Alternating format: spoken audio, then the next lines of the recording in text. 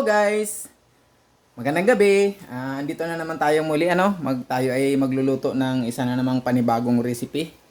Ito ay ginataang tilapia guys. So makikita natin yung ating mga ingredients yan. Nandiyan na lahat, no. So meron tayo ditong tilapia, 2 piraso. Yan. Nakahati siya, parang daing. Pero i-slice pa natin yan mamaya dito. Yan.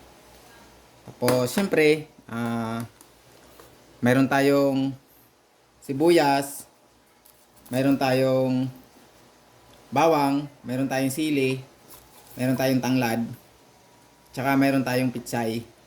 Yan lang yung gulay natin, guys. Tsaka, syempre, yung gata natin. Hindi tayo gagamit nung gata na sachet. Gagamitin natin is yung pure na nyog na pipigain talaga natin yung pure gata. Yan, guys. Tsaka syempre, meron tayong common ingredients natin, panglasa, bitsin, paminta, at tsaka yung ating asin. Tsaka mag-additional lang tayo ng granulated seasoning. Ayan guys. So, mayroon din pala tayong mantika guys. Ayan. Kasi ang gagawin natin, before natin siya gagataan, ipiprito muna natin siya. Ayan guys. Para matanggal yung lansa niya. Ayan. Tsaka para hindi na rin malata yung laman ng ating tilapia guys.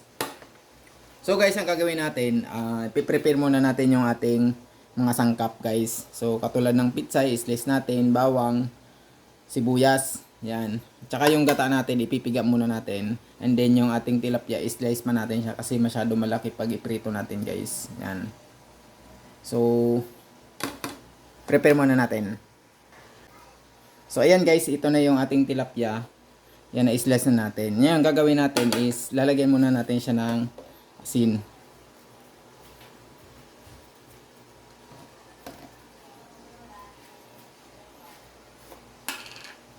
Tsaka yung paminta.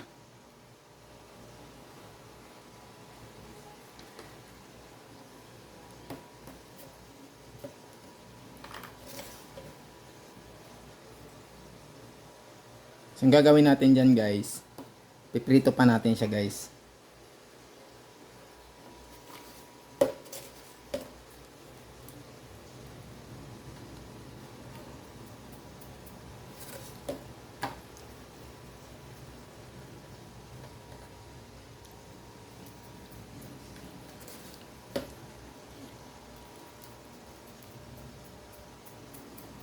So, ayan. Para habang piniprepare natin yung mga ibang ingredients natin guys, nababad na natin siya before natin siya iprito.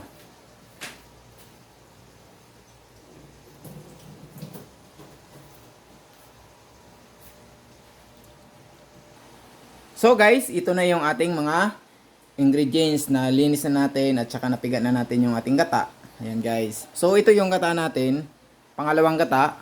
Ibig sabihin yan, may halo na siyang tubig. Ito yung pure gata natin. Walang halong tubig.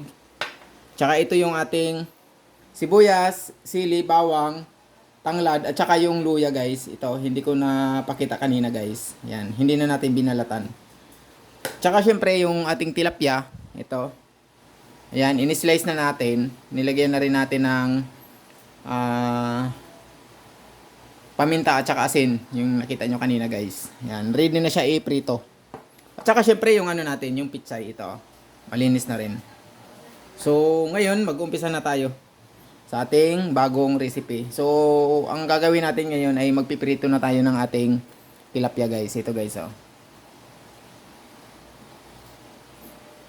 So, tara guys, magpainit tayo ng kawali. So, ayan guys, hindahan na natin yung ating kalan. So guys, mayroon na tayong mantika dyan guys, yung pinagprituhan ko ng talong. So yan na lang din yung gagamitin natin, dadagdagan lang natin siya guys. Ito siya guys, oh.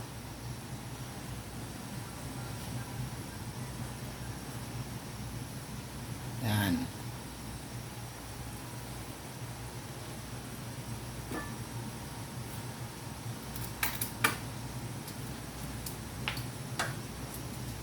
So guys, hintayin lang natin na uminit yung ating mantika. So ayan guys, mainit na yung ating mantika. So umpisa natin magprito.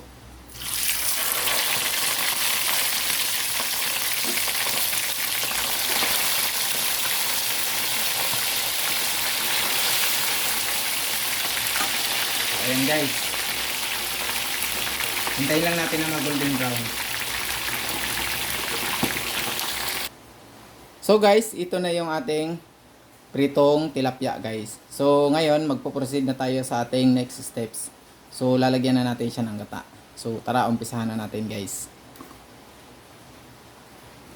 So guys, ito na yung ating kawali. So ang gagawin natin, ilalagay muna natin yung ating pangalawang gata guys. Ito guys.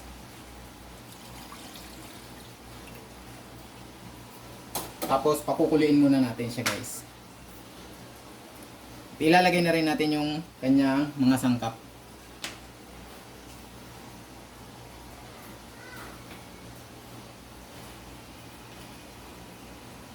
Sasabay-sabay na lang natin siya guys. Ito guys.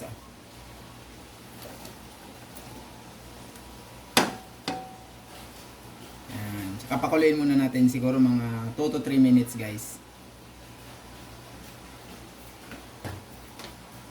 Siyempre, habang hinihintay natin na kumulo, siyempre, alalayan natin ng halo, guys. So, guys, ibang klaseng ano to, tinitwist lang natin yung nakasanayan natin na luto ng ating tilapia, guys. So, may iba kasi yung paraan na pagluto ng tilapia na diretso na, fresh yung tilapia. At the same time, ilalagay na yung mga bawang, sibuyas, sili, tanglad, luya, tsaka kung ano pa yung gulay na gustong ilagay, no. Tsaka yun ay tatakpan, hintayin lang na kumulo at maluto yung gata, tsaka yung ating tilapia, tsaka titimplahan, ganun. May iba naman guys na parang pinapaksiw muna yung tilapia sa kalalagyan ng gata. So yung akin, iniba ko. So prinito ko muna yung tilapia, saka tayo magluluto ng gata, tsaka ilalagay natin siya, tsaka ilalagay natin yung mga gulay na available sa ating kusina guys. So which is ito lang yung available: bawang, sibuyas, luya, tanglad, sili, yan, tsaka yung ating pichay. So pwede din natin siya lagyan ng sitaw, kaya talong, pero sa akin pichay lang muna kasi ito lang yung aking available. So, yan. Hintayin natin siya guys na kumulo. Ito guys yung pangalawang gata guys. So yung unang gata natin, yung pure, mamaya na natin yung ilalagay.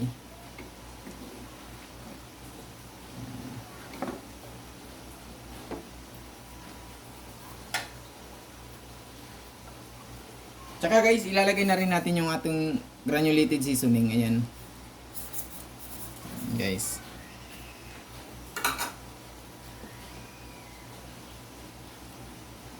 Para mag-blend na yung lasa niya guys.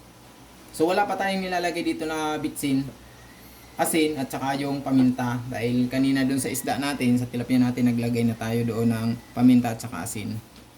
So yung bitsin natin na pang timpla, alalay lang natin yon dahil naglagay na tayo ng granulated seasoning. At the same time yung asin natin, alalay na rin tayo mamaya guys. So ito yung ating magiging ulam ngayong hapunan guys.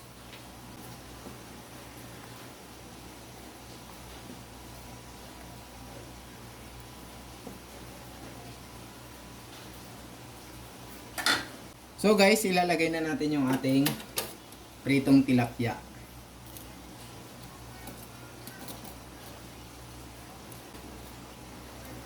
Yan yung bago nating recipe guys. So ayan guys, tatakpan muna natin siguro mga 2 to 3 minutes. Time check natin guys. Ayun. So ngayon guys, ilalagay na natin yung ating pure na gata.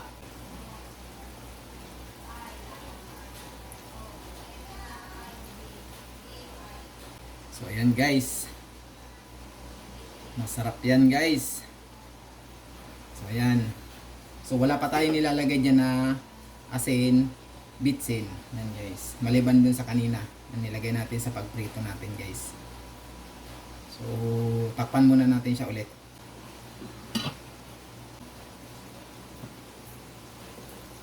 Yun, no? So, ayan guys, titikman muna natin siya guys. Ayan, para malaman natin kung kailangan pa natin magdagdag ng asin at saka bitsin guys. So, yung hindi na lang natin ilalagay dyan, yung ating pitsay. So, tikman muna natin.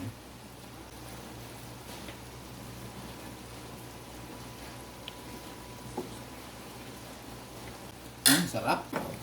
So guys, maglalagay pala tayo ng paminta. Trap. Kasi powder yung nilagay natin kanina, nakalimutan natin. Ayan guys.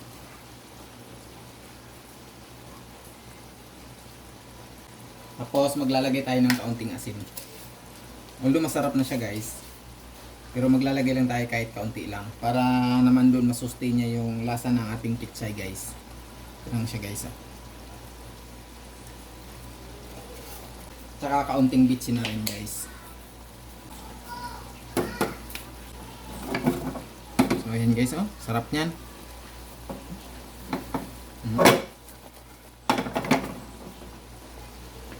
Ayan. So hinaan lang muna natin yung ating apoy. Susubukan natin ibaliktad guys. Para ayan guys, oh. Hindi siya labsak guys. Hindi siya durog. Diba? Buo pa rin. At ilalagay na rin natin yung ating pitsay. At tatakpan muna natin siya ulit. Time check natin guys. So ayan, no? Wow, sarap niyan. Saktong-sakto yung ating gulay. Ayan. Wow. O, diba? Ganyan lang yung pagluto niya ng ginataan. Yung pitsay natin, hindi natin yung kailangan i-overcook guys. Yan. Kasi mawawala yung original niyang lasa. So ngayon guys, magpa-final tikim tayo. O diba? Ganun lang yung pagluto niyan guys.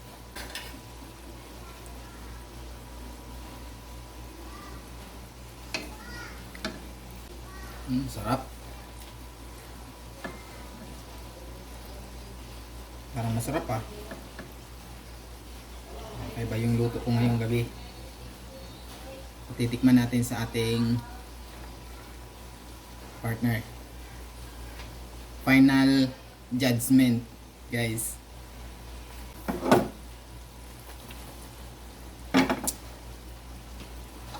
So ayan, final. Masarap. So guys, paano yan?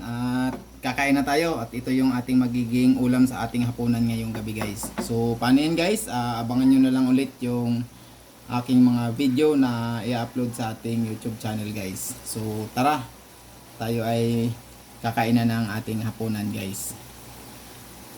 Ayan guys yung ulam natin guys. Oh, sarap.